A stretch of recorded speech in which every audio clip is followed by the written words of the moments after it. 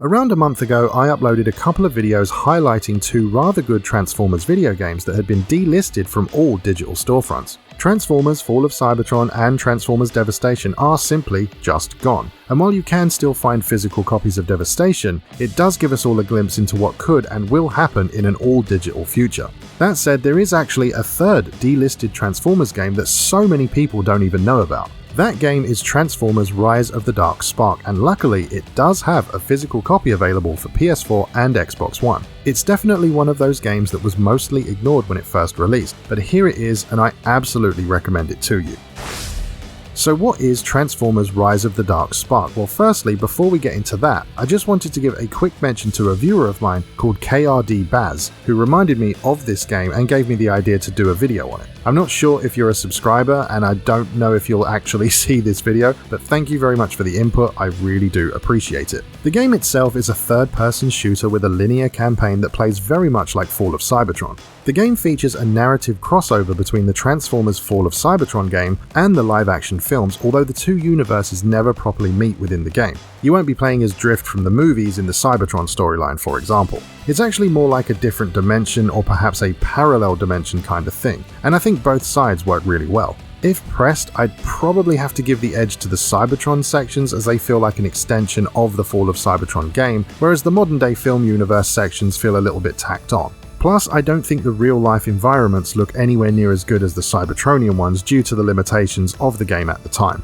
I imagine that a lot of people skipped over this game because they saw the movie version of Optimus Prime on the front of the box and assumed it was one of those kind of movie licensed tie-in games. Funnily enough, Rise of the Dark Spark did release in 2014, the same year as the fourth live-action movie, Age of Extinction. It also does feature the movie version of Lockdown and Grimlock, so I suppose it's very likely tied to it in that sense, but the story has nothing to do with that movie at all. The story revolves around the Dark Spark, a powerful Cybertronian relic that can rip holes in dimensions and reanimate dead Transformers. The ability to tear open rifts to other dimensions is the excuse this game gives us for playing through two different timelines. I suppose it's a bit of a weak excuse, but whatever, it'll do. The Cybertronian timeline takes place before the events of Fall of Cybertron, while the movie continuity takes place on Earth in 2014. The 2014 sections apparently continues on from Dark of the Moon, which is my personal favourite Transformers movie by the way, and ignores Age of Extinction completely. The game includes 14 story chapters, and of those, 8 are set on Cybertron and the other 6 are on Earth.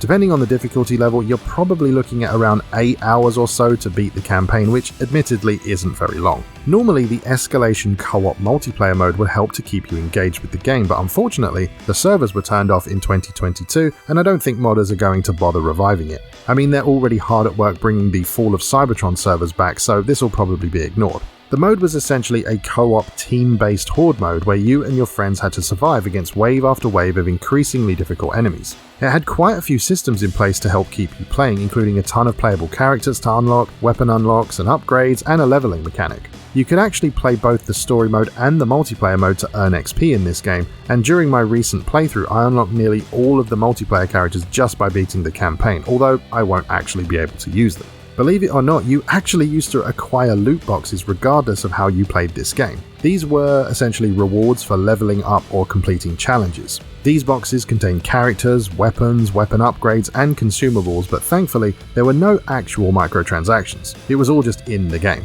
You also weren't able to customize the characters like you could in Fall of Cybertron, and you couldn't create your own unique design either. It was basically just a case of if you picked Ultra Magnus for the Autobots and let's say Dragstrip for the Decepticons, you simply played as Ultra Magnus and Dragstrip and that was it. I do remember playing this mode a lot with my friends. We beat it multiple times, unlocked everything, and prestiged the leveling system a few times as well. It's not the best co-op mode in the world, but I do have fond memories of it for sure. In terms of gameplay, it plays exactly how you think it does. If you've played either of the Cybertron games, you'll feel right at home when you sit down to play Rise of the Dark Spark. The weapons are exactly the same, the movement and shooting is the same, and so is the transformations. It is worth noting that this game was not made by High Moon Studios, the developers behind the Cybertron games. It was, however, created on the same engine and with a lot of the same assets and same voice actors. It was actually Edge of Reality who put this game together, and although they didn't really have much to their name and the studio went out of business in 2018, I still think they did a pretty good job with this particular game.